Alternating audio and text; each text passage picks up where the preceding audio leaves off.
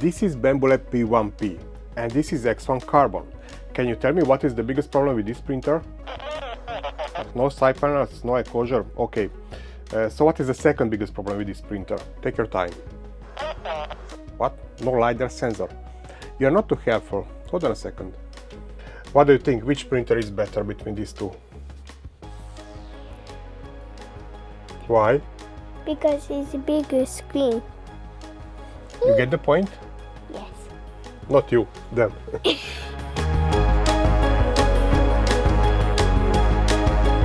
And a possible solution to this problem may be the Panda Touch by BQ. I got this box for free, I can keep the product, but I'm not paid anything about this. Let me tell you a story. The first printer from Bambulab was X1 Carbon with a nice touchscreen. And very quickly they needed a cheaper printer. And I can see that conversation, I can imagine it that, okay, let's remove the side panels. Does it work? Yes. Let's remove the LiDAR sensor. Still works? Yes. Let's remove the screen. Does it work now? No, it doesn't. Okay, let's put back some cheap screen. Does it work now? Yes. And I believe that did this to avoid the competition of P1S or P1P compared to the X1 Carbon, to motivate the users to buy that expensive printer. But I believe that they did a mistake here because I know many users who bought the Creality K1 instead of the P1S just because of that nicer touchscreen. So I believe that in Bambulab they shouldn't be afraid of their own printers as their competitors.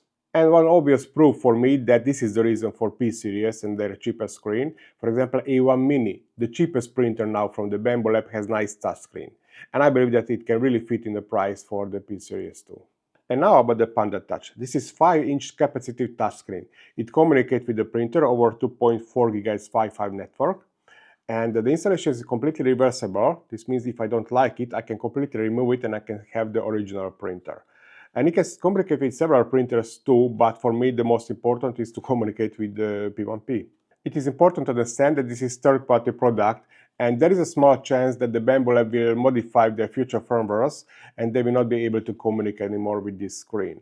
And theoretically, before every firmware update, I should check on the Big Tech website if the new Bambulab firmware is still compatible with the Panda Touch.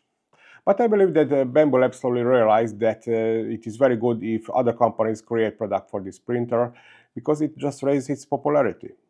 And since I have the X1 Carbon 2, I want to see if using that screen is similar to using the Panda Touch, if I have all those most popular operations I'm constantly using on this screen too. Let's see what's in the box. Rubber duck, always included with the BQ products, and this is content of the box. We have this cable, user manual.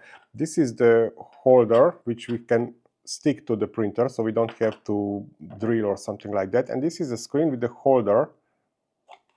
It's magnetic. And on the back side of the holder we have the power switch, I2C communication port, but we will not use this. We will use this USB Type-C plug. And the screen has its battery too, and it can operate 30 minutes approximately.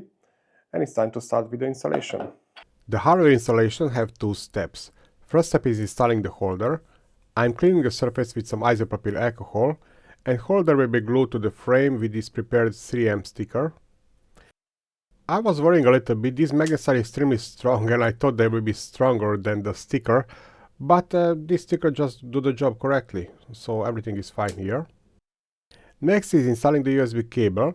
One side goes into the printer and from this USB plug it will get the power through the hole and the USB Type-C goes into the holder. I don't like this cable flagging on the frame and probably I will use some black stick tape to hide it a little bit better. I'm turning on the Panda Touch and I am placing it back to the holder and it will immediately get the power if I turn on the printer. Is powered and it starts with the first booting. And at the first step I have to connect to my local network where the printer is connected to, and after this I have to fill these fields, but if I click scan it will scan the local network and it finds my two printers and I have to confirm, and these fields will be filled except the access code. And we have the instructions how can we find the access code using the existing screen. After this I can see the home screen and I can play with it. The screen is really responsive, not resistive. It feels every single touch. Moving of the X and Y axis are correct, But moving of the bed is a little bit confusing. Other YouTubers also noticed this. The Z-axis buttons are in opposite position compared to the X1 Carbon. And after the firmware update to the latest version, which can be done using the laptop connected to the same network, this issue is fixed and buttons are now on correct position. This was just my first experience, but now I created a list of things which I'm using here on the X1 Carbon screen. And of course there will be one big difference, because on X1 Carbon I don't have the AMS, on the P1P I have the AMS. This only means that on X1 Carbon, every time I insert a new filament, I have to give its type and the color. But here, if I'm using some bamboo filaments, then it will be recognized automatically. And I really hate to do this going to my computer and entering into Bamboo Studio. It's much more comfortable to do it on the screen, but we will see other things too. See in a few days. And a few days later, let's see the list. I usually start the printing from the Bamboo Studio, so I will not have the advantage of the USB on the Panda Touch, which accepts only 3MF files from Bamboo Studio, but that's okay from my side. Sometimes I'm using the SD card, but only when I have network problems, but unfortunately in that case the Panda Touch is not working neither. LED on and off. P1P by default turns off the light, but I need several steps. Look how many steps I need to do this on the old screen. And on the Panda Touch it's just one touch. Setting the filament type and color, and this is the function I use the most on X1 Carbon, and it is very useful that I can do it now on the P1P too, and it works correctly. Moving on the axis, but usually I just sometimes lower the bed because I need more space there, and now it works correctly and buttons are on correct position after the firmware update. Turning the fan on and off. It works, sometimes with some delay, but on P1P I can turn on off the part cooling fan only, but I'm using it sometimes if I need a faster cooling of the nozzle. On X1 Carbon I'm using very often the chamber fan turning on and off, but on P1P I don't have it. Setting the temperature, and this function is not working. I can set the temperature on the Panda Touch, but it is not recorded by the printer. If I change the temperature on the printer, the Panda Touch shows the set and current temperature, so this part works correctly, but I cannot modify the temperatures on the Panda Touch, which I'm sad because it would be much more comfortable to do it on this touch screen. Stop the printing. And on the old screen I need so many steps to do this, and here it is one touch. You know, we have this some emergency situation and I want to stop the printing as soon as possible. Very useful thing. Changing the speed, and this is something I'm using very often on X1 Carbon. If I check the printing and I can see some curling up of the surfaces, I want to slow down the printing as soon as possible. And with this I can do it much faster. Skip fade objects, very useful thing on screen on X1 Carbon. On P1P I can do it only from the Handy app, but I cannot see this possibility on the Panda Touch. There are a few things I don't like. After turning on, it needs approximately a minute until it connects to the network and to the printer. Sometimes it just loses the connection to the printer. It is still connected to the network, but not to the printer. And I have to restart the screen and then it will be connected again. And sometimes there is a small delay because of this Wi-Fi connection, for example setting the fan, but this is acceptable from my side.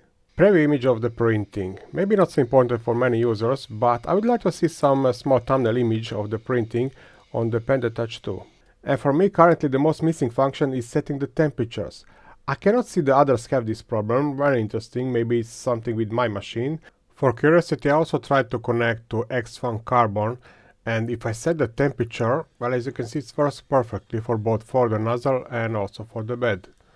But for some reason this Panda don't like my P1P. From BQ support they told me that I should try to log in into Bamboo Cloud. I tried, but when I enter my email and password, I just can't log in.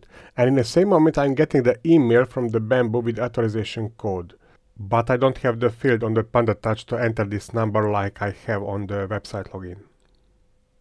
And yes, I also checked this, my two-step verification is disabled. From BQ they sent me the 106 beta firmware, but after the update the problem is still there. Setting the temperature on X1 Carbon works, but on P1P not. Additionally I got a new problem. Both screens sometimes just randomly restarts, and I tried to reduce the brightness too, maybe the power is not enough, but it didn't help. I'm afraid that this may break the printing in the progress, so I went back to the 105 stable version. And to answer my question, is it the same feeling? Well, first of all, don't forget that this screen is connected to the printer directly until the Panda Touch will communicate over the Wi-Fi network. But let's say the communication is fine and there is no problem with this. In that case, yes, there are several functions I mentioned a few seconds ago which I'm missing on this Panda Touch, but beside that it really gives me a feeling of the good responsive screen, similar like this one on the X1 Carbon. Now I think the biggest advantage of this Panda Touch will be useful for the 3D printing farm owners, because you can connect this to the several printers, but as I mentioned, I can test it only in this setup, mostly connected with my P1P. And there is one more test and I have no idea what will be her answer. And what do you think now, which printer is better? That one. And imagine how many kids will ask a 3D printer for the Christmas from their parents. And what's your opinion? Anyway, thank you for watching and happy printing!